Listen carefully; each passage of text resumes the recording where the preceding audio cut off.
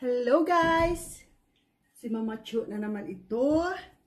Today guys is Tuesday, December 22. Tapos guys, kahapon nakadecorate na ako sa iba-ibang place ng bahay ko. Tapos ngayon is magawa ako ng ito guys. Gawin ko ito ng decoration dito sa table namin, sa kainan namin guys.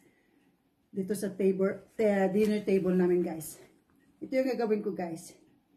Ano bang tawag dito guys? Napkin? Okay. Let's see. I'll show you how Okay guys. Ito yun guys. Okay. Siya. Yan. Siya guys. Ano ko lang ito guys. Ready na ba kayo guys?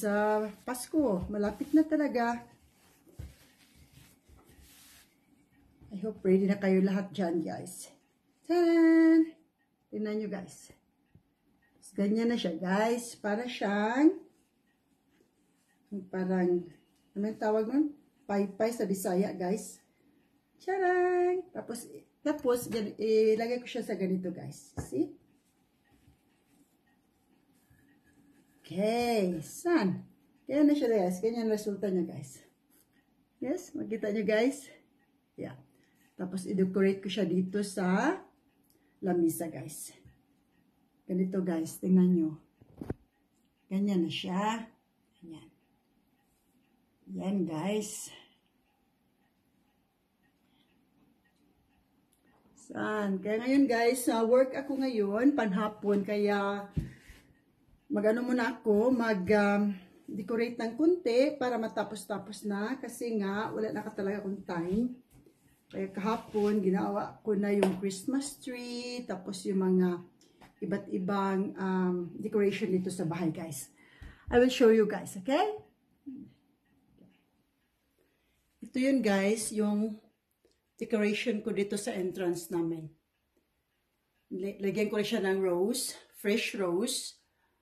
Tapos, ito guys, yung mga ginawa ng mga anak ko sa school nila. Tinatago ko lang talaga yan. Tapos may bilin ako dito. Tapos ito rin. Dalawa yung bilin ko guys. Yan. Ito ang decoration ko dito sa entrance. Ito guys. Okay. Tapos meron rin ako dito.